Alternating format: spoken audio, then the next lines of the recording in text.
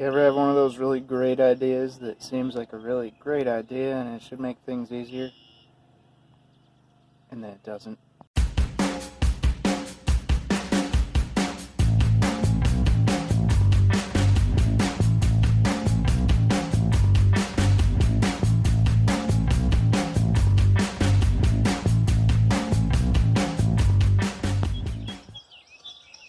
Morning, ladies and gents. Hey, so today I'm going to get back under the Jeep a little bit. I've got it over here. You'll be able to see, maybe with the sun hitting it, I don't know. You'll be able to see that I've got it kind of set up to where the thing's up on blocks a little bit on this side. Let me see if I can get the light to work with us. I've got the passenger side lifted up a little bit and some blocks underneath there. And I've got to still get the driver's side up. So that's kind of what I'm going to be working on this morning. To do that, I'm going to have to remove the four-wheel drive linkage, separate the two. I'm going to have to get the throttle cable released, get the clutch released, the clutch pedal released, and all that. And I believe, if I remember right, I've still got to get like the brake master cylinder free and stuff, but I need to look into that because I don't remember at this point. It's been so long. We've had a lot of side projects. Aside from that, I need to, at that point, get the driver's side lifted up a little bit.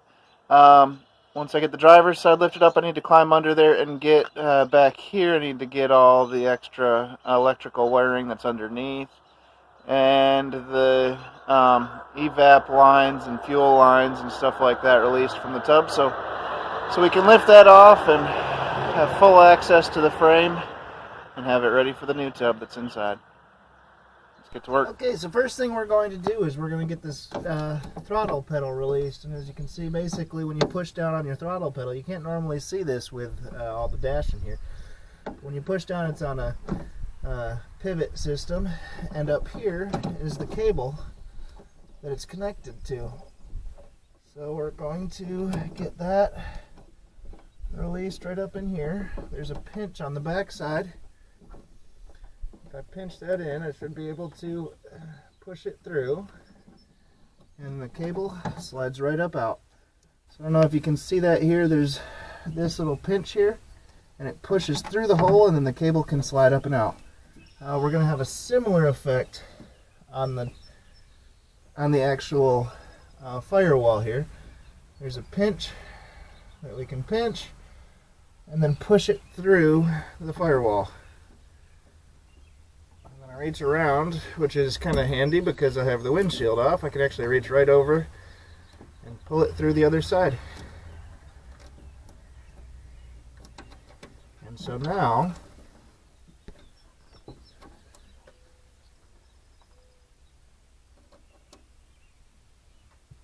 the throttle cable is released and we are free with that. This is all loose hanging now. I've got a new one on the new tub, or well, an old one on the new tub, so I'll compare which one's in better shape, I guess. I may just sand them down and paint them up, and maybe I'll even get ambitious and try an electrolysis bath to remove whatever rust. We'll see. Okay, so this little clip here appears to be something that is a breakaway. This is on the clutch pedal, and it goes to the clutch cylinder. But it appears to be a form of breakaway that, for the best I can tell, there's no way that I know to get it off without damaging it. But I did find a YouTube video online with a link to the actual part number, because from what I'm told, if you ask the dealership, they can't find the part number. Most of them won't, and they'll say you need the whole new clutch cylinder kit, which I don't want to do. But supposedly this part's about $4, so I'm going to risk breaking it. I'm going to try just peeling it off with a pry bar, and we'll see what happens.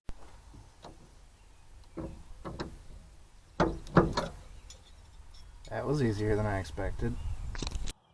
Didn't even break the plastic clip. So hey guys, if you have to do something with your clutch, You see here the pedal's loose now, and this little plastic clip right here is still in great shape. Awesome. It's always nice when something goes better than expected. Okay, so onto the brake clip. I think that's my last major clip, and then I can start unbolting some of these bolts to take the brake master cylinder, the clutch or the gas pedal, fuel pedal, and the clutch master cylinder, I believe. And I said that wrong, brake booster. But once I get this clip off, I should be able to start unbolting all that stuff from the engine side of the firewall. So I believe all I have to do here is kind of peel this up and slide the whole thing down, and that clip comes right off super easy. And then this will come off, and that pedal is free. Okay, so for the clutch and brake pedals, there's 6 bolts. I'm going to start with the 2 on the clutch side, because those will help me remove the clutch master cylinder, and I want to get that out of the firewall first. That way it's kind of a control maneuver, and then I can work on the brake booster as well. So let's start by this. I am using a 14 millimeter. 9/16 also fit pretty close, but 14 was a little bit better, so I'm going to give this 14 a shot. At some point, remind me to tell you about this ratchet and my other ratchet, because I love Rural King much more than Tractor Supply, but on this thing, Tractor Supply has the win. So I'm working here. I got the nuts free. Just going to spin them off a little bit, and then we'll pull the master cylinder out the other side.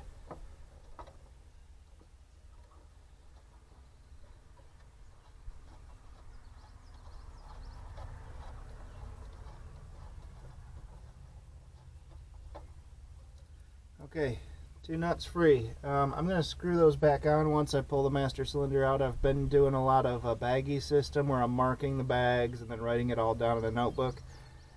But when stuff can stay with the vehicle, I'm trying to do that. Okay, so here's the master cylinder on the other side. Let's see what we can do. There is a line going down here that I don't know if it's going to give me a problem. I've also got some wiring for lockers and stuff that seems to be in the way right now.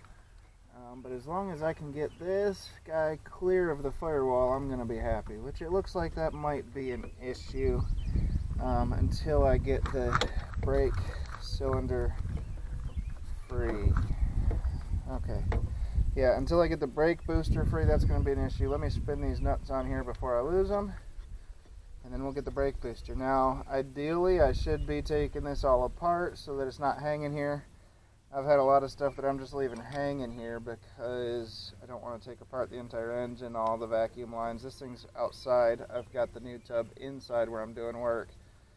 And while I'm covering it with a tarp, I just don't want to leave open vacuum ports and stuff like that exposed to the weather.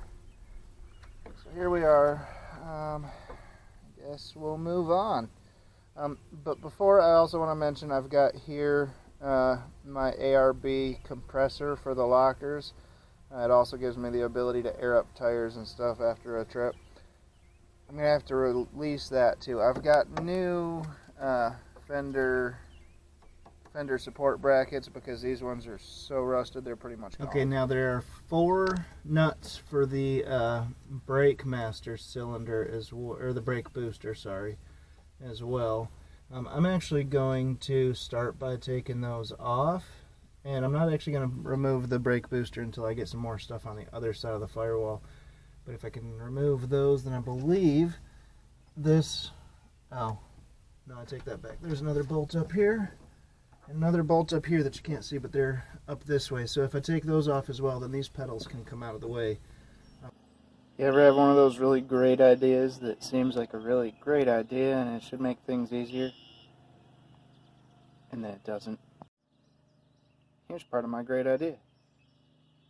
So everywhere I took apart wiring harnesses or took them off of body mounts or anything, I marked them with masking tape and gave them all numbers to match what goes on the other side. Anywhere that it was in the body, I put a zip tie through the hole that it went through and marked it. Like this one was number 10, so if I found the clip and a wiring harness for number 10, I would know it went there. But as I was just working on those pedals, I started looking around because I still need to remove some more wiring harnesses to get some through the body. And there you can kind of almost see the 9. It actually shows up a whole lot better on camera than it does in person. That's a 9, and that's kind of what most of these look like after being out in the rain and sun all this time. So I'm going to have to go through now and try and figure out which ones I can see and mark them back up. And I think I'm going to use a Sharpie this time. You know what I think I should have done the first time was do the masking tape and then put like packing tape over top of it. Hopefully the Sharpie will do the trick and not bleed. I gotta be honest, I'm a little worried now. I took apart a lot of wiring harnesses, and if any of them are missing their markings, I'm a little scared about putting them back together. Okay, potentially this brake booster could go on its own, but it seems to be holding now. I don't want it to fall because I don't want to break any brake lines or anything. Should probably remove the brake lines before I mess with this, but bad ideas, huh? Okay, here's where you're probably going to find out I get easily annoyed, but now would be a good time to tell you about that Tractor Supply tool I was telling you about.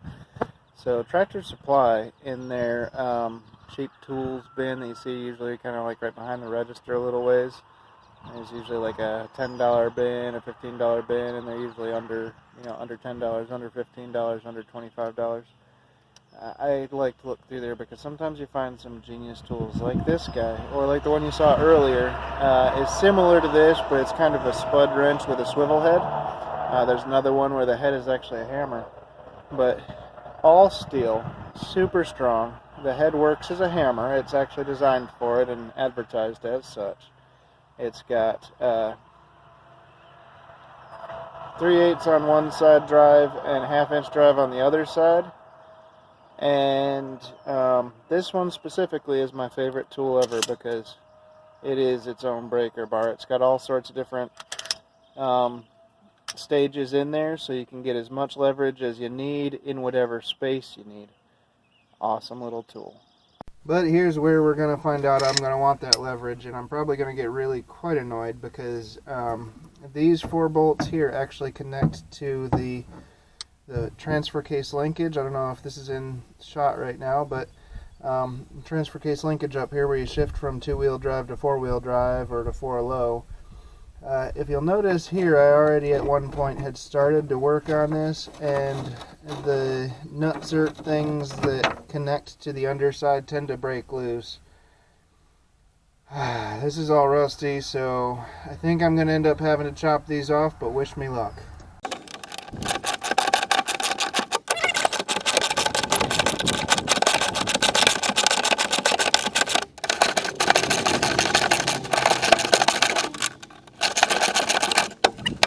Remember I mentioned getting annoyed? I'm a little annoyed. Now I could probably use the Dremel for these tiny little bolts, but I've kind of got a limited number of cut-off wheels for that, I think, and I'm going to save them for if I get in any tight spots underneath. So, get out the angle grinder, let's have some fun.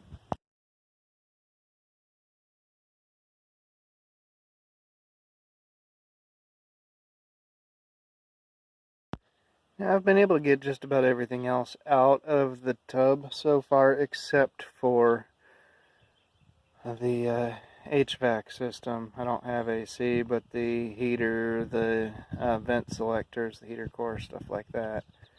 And part of the reason for that is the bolts that hold it in are actually on the inside of the firewall, on the outside of the firewall, I guess, in the engine compartment. And most of them are fairly easily accessible, although there is one way down here. Down there. I don't know if I can get it on camera or not, but it's been fairly inaccessible.